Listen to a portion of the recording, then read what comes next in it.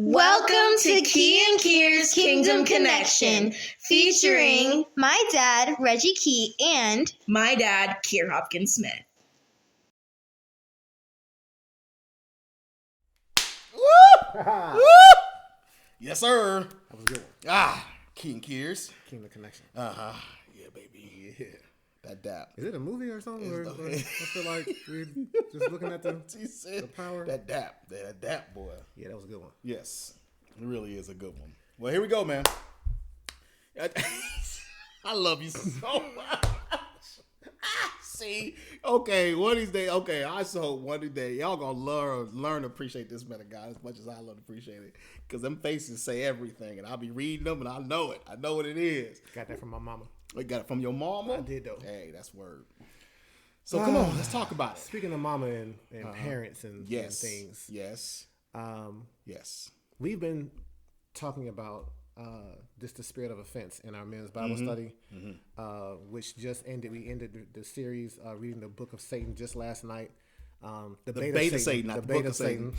Yeah. Let's make that distinction. Let's make that clear. The bait, yes. The bait of Satan, which talks about the spirit of offense, written by John Bevere. And I was telling the men how naive I felt recently, because as much as I've been purging myself of this offense, especially as it relates to my family, when the offense comes back, it still catches me off guard, because I'm like, I thought I was good. I thought I was covered. I thought I was healed. And I am covered and good, but this is a process. This is a sanctification process. And as it relates to my children, they're having these moments where they'll show me and speak maturity, and I'm like, wow. And then I'm in my place where I think that they've arrived, they're here, and then they reveal to me their humanity, and it's like, man, I've been telling people, like, man, it's like when you go into a place and you don't have no bars. Like, I just had 5 bars when I walked around a corner, and now I got no bars. No I'm not bars connected. There's no whiffy. Come on. And this quick switch that happens so often. Yes. It happens in our children. It happens in us. And it happens in us. Absolutely it does. And it still blows me. So I just came off of something that happened last weekend that caught me off guard. And fresh out of that, my son does it again. Like, you know how we say, like, when God does something new, you're like, wow, I can't believe he did it again. But I'm like, wow, I can't believe you did that again, Josiah. Like, how you managed to? So here's the story that's going to launch us into this. Yeah. Last night he comes to my wife and I. He says, "Hey, I got some news for y'all. I just want to tell you." He said, this new counselor pulled him to the side in his high school and said, "Hey, there's a sorority that asks us to identify the top male and female, the top African American male and female at the school, because they have a scholarship program for them, and he's the top." And so we were like, that's congratulations, this and the third, that's amazing, Josiah, this and the blah, blah, blah. And then he says, well, I'm not going to do the program, though, because I have to make myself available on 2 dates. And one of those dates is February 14th, and I can't do it. Why can't you do it? Because of Valentine's Day? No, because he's going to be participating in this final year of indoor band. He's like, I'm not giving that up for anything. And I'm like, not for anything? So they're offering you money that we in turn don't have to pay for your education in this financial plan that we're still pulling together. And you're saying, like, nah, I'm not going to do it. And I said, you know what? This particular program, that's okay. But moving forward, I need you to keep your mind open, because there may be other companies. We warned you of this going into your senior year, that there may be things that you have to prioritize greater than band. Yes. And he dug in. No, I'm not going, I don't want, this is what I want to do. This is what I love doing. And he said, and I'm putting my foot down. Huh? What you doing? And he was like, no, I'm not budging on this. And I'm like, I'm just looking at him like, wow, he was sitting in our bedroom in our house telling us that he was going to put his foot down. And all I'm trying to do is saying, like, just keep your mind open. So he completely shuts it all the way down. And then has the nerve to leave like, good night. Like, you ain't just...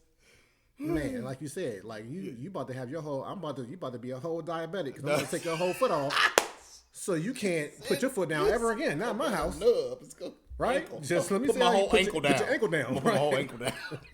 Then I'm expose you and pop the ankles off. Anyways, so just this quick switch, it blows me. I've been talking too much. I'm gonna let you. No. You good, man. And that's the essence of what you're giving, and that's it. So, as he's talking about this, we have these highs and we have these lows. And I was telling him it's amazing with children. It's almost like in the inhale, it's like, oh my God, fresh oxygen, and all of a sudden the exhale, is that arson? Oh my gosh. It's like, did that just come out your mouth? Did that just happen? And the exhale becomes inhale. Yes. INHELL. Told you I was gonna play with. Come on, that's it. You did it. I'm You did it. But one of the things that he and I have talked about is the trials we go through with our children, and the blessing of the fact that my children are older than his children. So that means that I get to go through it first, and then I get to relay it to him. You're gonna relay it to him. Be like, brother, I'm just laying up treasures for you, so when they come and hit you, you know that I got you back because I'm already there. I already been on the other side of it.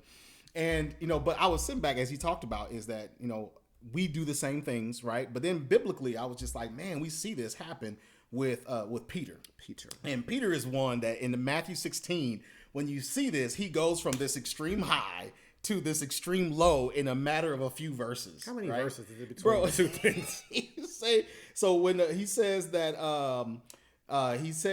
Peter replies in 16, you are the Christ, the Messiah, the anointed, the Son of the living God, right? And then Jesus blesses him. It's like, man, blessed are you, Simon Bar-Jonah, for flesh and blood has not revealed this to you, but my Father which is in heaven. And then 6 verses later, in 22, Peter took him aside and said to him privately and began reprimanding him, saying, may God forbid it, this will never happen to you.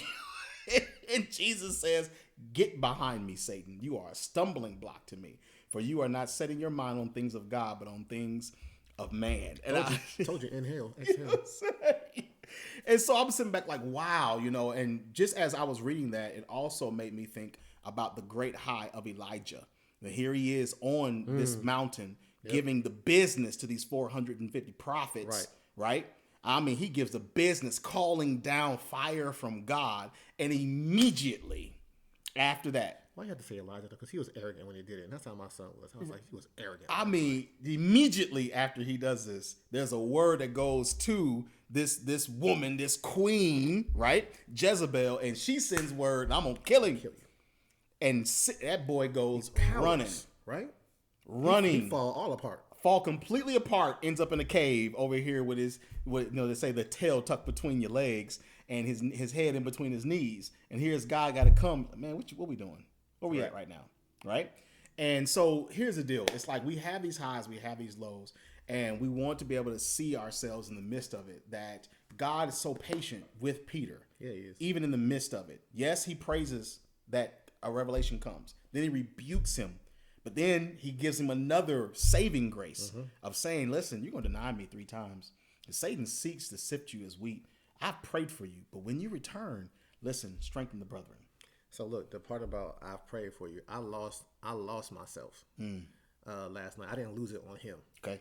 But I lost myself because I had told my children almost a month ago, I was like, when y'all offend me in something that you do or say, or what you do not do or say, what I'm going to do is I'm going to immediately begin to pray in the spirit. Yeah. Because I'm going to turn that thing over to God. Come on. Because he knows exactly what needs to minister to you in that moment. Right. I don't want to react in my flesh. And I didn't do that last night. And I told you, I growled at that dude last night. Yeah, you told me. You told me the Mufasa came out. Right? And so remembering to pray for those that cross that line, that cross that border, especially those closer to us. Last night we talked about how sometimes we tend to put our best foot forward for those who aren't even that close to us. They're distant from us, right? Their relationship isn't as valuable as it is the ones that we have for our wives and our children. Right. And so I owe them that part of my thinking and my faith to pray for them when they violate something that is important to me, or when they fail to remember me. Because that's basically what happened. That's what happened. Right. He chose. It wasn't even like he forgot. He was just like, I'm not going to remember you right now. Moving forward. Right. And that hurts. Yeah. So I told him. I said that hurts. But the praying, and I think the what's the word? I think the more jarring the switch, like we was just here a second ago, that's your clue and your cue to be like, come on, I need to go pray. Yeah. Right? Right. and be willing to walk in that, because that's good, man. I thank you for even saying that, because that's a strong reminder for all of us that when the scriptures tell us that men ought to always pray, this is one of the reasons why we ought always to pray. It seems like it's impossible, right? I pray always. Yeah. That seems pray without ceasing. Yeah, If you're paying attention, it's not if you're that. paying attention, it's not. And even today, we was meeting with a young lady concerning deliverance and her prayers. She was like, I mean, I can't pray all the time. And it's like, the reason why you think that is because you think the prayer is the posture or the position, right? It's actually a spiritual posture and a spiritual positioning. She think it was the physical. Like, I have to be on my knees and I can't stop my whole day just to stop, bow my head, put my hands together, come before God, rock a little bit. And once again, when you get that kind of a position of posture, then yeah, you can't. You can't pray all the time. But once you learn how to walk in the Spirit and operate in the Spirit, and God teaches you these things, then you can learn how to pray in your spirit, in the spirit man. Have him on always on point in your prayer times, so that you can keep moving and you can still pray. Because yeah, bro, to stop in those moments, your natural self is, like I said, in his picture, he had three hands, because he had his arm crossed, and then you had your Snoopy, but your other third hand. I was like, yo, you didn't do the scorpion on that boy. Get over here, because the natural wants to snatch out and snatch a soul and be like, finish him. But we need to finish him in the spirit. Gotta finish him in the spirit and just go in tongues. If that's what you got to do, then go in tongues and go ahead and pray, so the Lord can bring us into a better space, because God wasn't done with Peter. After he tells him, Satan, get behind me, he wasn't done with him. You're right. I was like, uh-oh, what's about to come out? He wasn't done with him. He was not done, because there was more to Peter. This was just a refining moment. And even for us, it's a refining moment. We can find ourselves in the greatest spaces, but we walk in faith in something, like extraordinary faith. And then something else comes around the corner and we're like, dang, do I even have faith? And we're struggling, because it's like, man, can I pray myself out of this? I can pray myself out of that, but can I pray myself out of this? We got to get into our checks and balances of it all, bro. And the thing that we talked to the men about a lot. So there was last night. There was a list of words. Like, yes. Are you here? Yes. Or are you here? Yes. When it comes to being to loving, that was a good list. Are you saying I am loving, or I need to be more loving? Yeah. Am I this? Am I patient? Am I quick to speak? Yep. Am I slow to anger? Slow to anger, slow to speak, quick to hear? Yep. All these different things. Are you there, or do you need to get there? And we said two things. Like, one, in a given moment, depending upon who you're interacting with, you can be almost like both. You can be like, well, I was patient with you yesterday, but what you did today, I have no patience for you. Yeah, that's real. Right. And so one of the men talked about a person who was inconsistent in how he was working and showing up on the job, which caused him to be less patient with him. And I was like, well, think of how inconsistent you are with God sometimes, and his character doesn't change towards you. And so I'm like, adopt that approach to the person that is inconsistent with you, because in your inconsistency, God is not changing his behavior and his attitude and his love towards you as a son. Right. That just ministered to me when I say a son. Right? Come on. And so it's not like I'm like super mad Right. at Josiah. Yeah. You like told me whatever. that. You said it's like, I'm not fuming. You said I'm not fuming. Yeah, it's right. not fuming. It's just like, man, bro, I thought we had arrived at a place. But I'm sure God is saying that too. I thought we had arrived at a place. You doing this again? You saying this again? Like, really? But he's patient towards us. He is patient, loving, kind, long suffering. Right? Jesus even said, like, how long shall I suffer you? How long shall I suffer you, though? Right? But his assignment was short, so I didn't want to say that. I was not going to say that. He was like, actually, I know exactly how long it's going to be. Yeah, I'm going to be all right, though. Right. I'll be okay. Jesus over here like, and wrap that thing up. Let's go. But yeah, man, I hear you on that. And that's good for us to have those checks and balances. And it's good because one of the guys actually brought up about, checking both. And I was like, well, under one thought process, you can check all of them as both, because obviously we have not fully arrived at anything. But we have to be able to give space that God has matured us. He has brought us to perfection in areas, because if you can compare you now versus you 5 years ago or you 10 years ago, if you are the same on every level of what you was 10 years ago, we got some problems. Right. Right? But if we're walking in Christ, then that means there has been growth. There has been maturities. There should be things you have put down, and there should be things that you have picked up. You have grown in, and as we talk about in barbecue, you can score a 9. You never score a 10. You score a 9 because there's always room for growth. But you realize in this area, God has blessed me. This is an oil that's flowing in overflow, right? Yes. And if you know that your patience is flowing in overflow, check that. Listen, God has blessed me with this. I'm no longer the in-person person that I was. Now I'm scoring a 9 in this. But if you recognize, I'm about a 4 in this one, then yeah, you need to check both of them.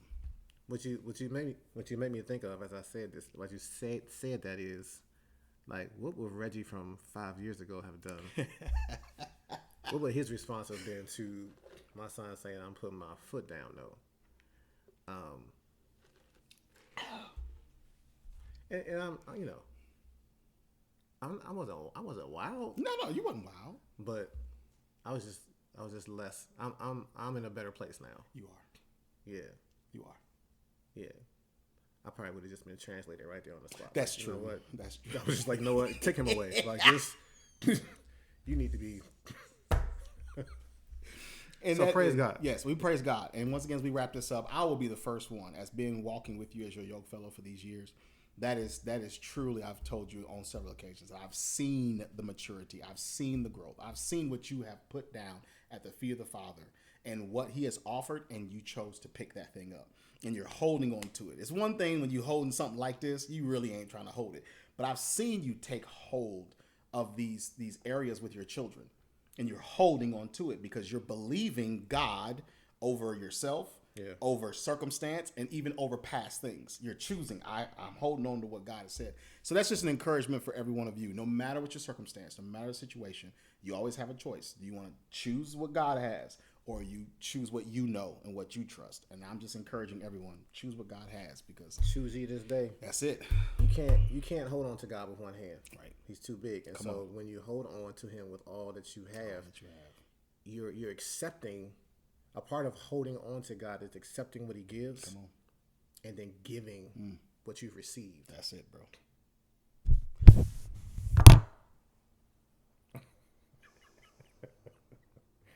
There we go. You didn't see that coming. I did not. I didn't. I really. Got him. This has been Key and Kears. Kingdom Connection. Yes, God. Hey, appreciate you guys for this episode. You guys know our platforms. We give it to you every week. All right, Manu, Forti Ministries. Power in my testimony. You guys can also find us on Spotify. We want you to be blessed by our chop sessions as we chop up these words, chop up life, chop up the things that God is revealing to us. We want to be a blessing to every viewer. So we love you guys. We pray for you guys. And we are thankful until the next. My daughter does now. Is that what she does? The heart. See the heart? I see it. Yeah. Maybe. No? Yes? Is that it? Got a little, okay. Need to be defibrillated a little bit. Clear. But until the next time. Salute. I get this light out of my eyes though. Dang it. I think that's from the DAP. That's been the spark from the DAP. It has been right in the eye. Anyways. It's good. Peace.